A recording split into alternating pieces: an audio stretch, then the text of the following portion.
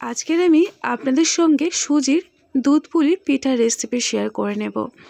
আর এই পিঠাটা তৈরি করতে না লাগবে চালের গুঁড়ো আর না লাগবে ময়দা। বাড়িতে যদি সুজি থেকে থাকে তাহলে সুজি দিয়ে এই নরম তুলতুলে আর রসালো দুধ পুলি পিঠা সহজেই বানিয়ে নিতে পারেন। আর এটা বানানো একদম সহজ সরল, আপনারা একবার দেখলেই তৈরি করে নিতে পারবেন। আর এটা ভিতর থেকে পুড়ে ভরা আর এমনই নরম তুলতুলে হবে, মুখে দিলেই মাত্র কিন্তু মিলিয়ে যাবে। তো চলুন দেখে নিই কীভাবে আজকের আমি পিঠাটা তৈরি করছি। দেখুন বন্ধুরা, এখানে একটা কড়াইয়ের মধ্যে প্রথমে আমি 1 বাটি পরিমাণে সুজি ভালো করে ভেজে নেব। এমন করে ভাজতে হবে যেন লালচে কালারটা যেন একদমই না আসে।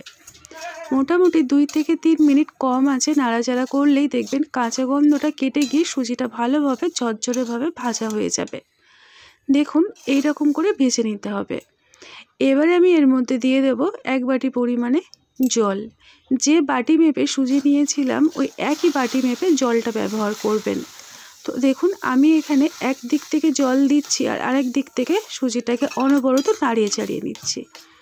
এতে করে সুজিটা দেখবেন ভিতর থেকে কোনো জায়গায় দলা পাকিয়ে যাবে না। এবারে আমি এর মধ্যে দিয়ে দেব আরও 1 বাটি পরিমাণে জল। 1 বাটি সুজির জন্য 2 বাটি জল আমি এখানে ব্যবহার করলাম। এবারে অল্প একটু লবণ আর 1 চামচ পরিমাণে রিফাইন তেল।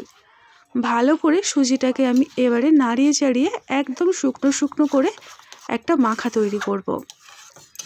দেখবেন মোটামুটি 2 থেকে 3 মিনিট যদি এই রকমভাবে সুজিটাকে নাড়িয়ে চাড়িয়ে নেবেন, তাতে করে দেখবেন সুজিটা খুব সুন্দরভাবে জমাট বেঁধে যাবে।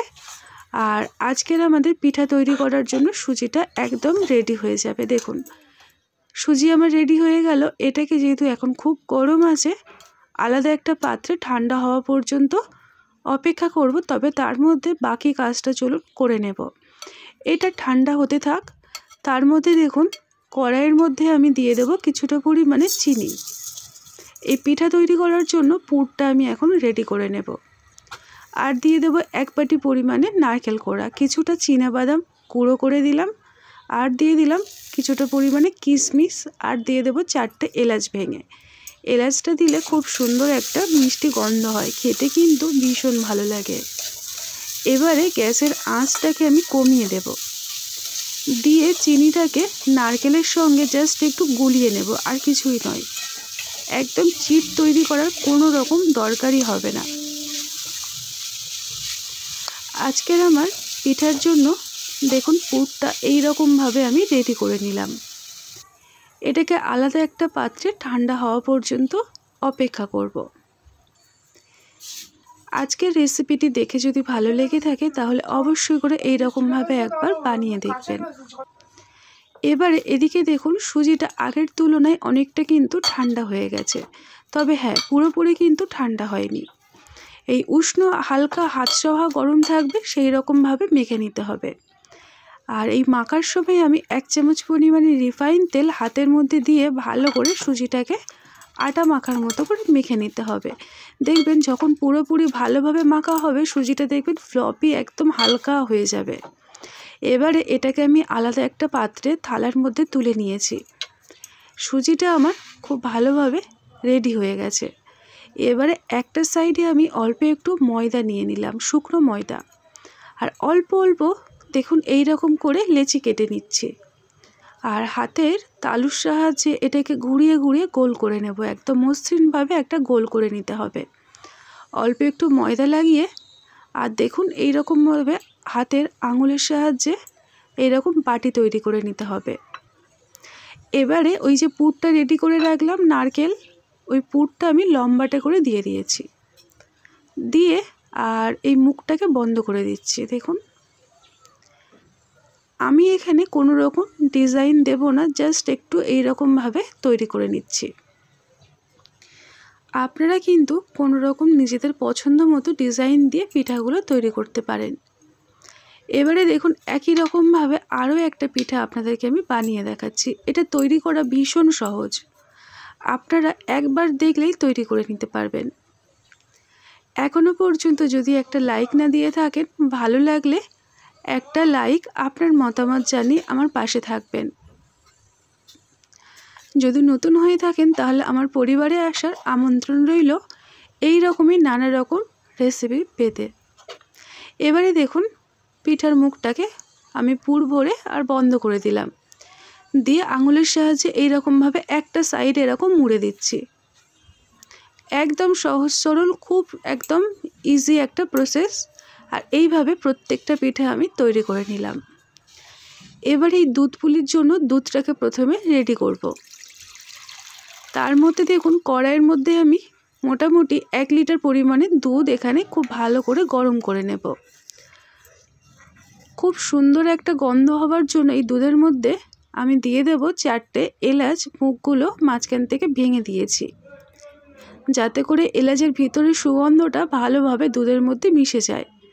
আর আমি দিয়ে দেবো এখানে প্রায় 200 গ্রাম বাতাসা। 1 লিটার দুধের জন্য আমি 200 গ্রাম বাতাসা ব্যবহার করলাম। এই বাতাসাটা ব্যবহার করার কারণ হলো এটাই, এতে দুধের কালারটা খুব সুন্দর আসবে আর দেখবেন দুধটা খুব ভালোভাবে গাঢ় হয়ে যাবে। অল্প দুধেই যেন মনে হবে কতটা দুধ রয়েছে। এই রকমভাবে অনবরত দুধটাকে দেখুন ভালো করে ফুটিয়ে নিলাম। এবারে এই ফুটন্ত দুধের মধ্যে আমি একে একে পিঠাগুলোকে ছেড়ে দেব। চালের গুঁড়ো দিয়ে পিঠা তৈরি করলে দেখবেন ঠান্ডা হয়ে গেলে শক্ত হয়ে যায়, তবে এই সুজি দিয়ে যদি এই রকমভাবে পিঠা তৈরি করেন দেখবেন আপনি কিন্তু কম করেও 3 দিন রেখে খেতে পারবেন, তাতেও কিন্তু শক্ত একদমই হবে না, একদম নরম তুলতুলে থাকবে।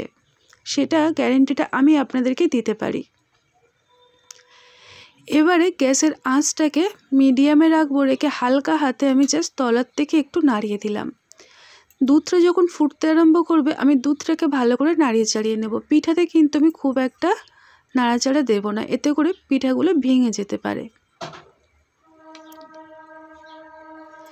যখন পিঠাগুলো দেখবেন খুব ভালোভাবে সুসেদ্ধ হয়ে যাবে, দেখবেন ওপরের দিকে উঠে আসবে, দেখুন ওপরে উঠে এসেছে আর দুধটা আগের তুলনায় একটু কমে গেছে। তো আজকের আমার এই যে পুরে ভরা আর রসালো নরম তুলতুলে দুধ পুলি একদম তৈরি হয়ে গেল। এবারে এই দুধ পুলিগুলোকে আলাদা একটা প্লেটে আমি সার্ভ করে নেবার ওপর থেকে একটু দুধ দিয়ে দিচ্ছি। খাই খাই অনুর রান্নাঘরে আপনাদেরকে এই নতুন পর্বটি দেখার জন্য অসংখ্য ধন্যবাদ। যদি ভালো লেগে থাকে তাহলে আপনার মতামত এবং লাইক দিয়ে সাথে থাকবেন। দেখুন বন্ধুরা, একটা প্লেটের মধ্যে আমি ভালো করে এটাকে সার্ভ করে নিয়েছি।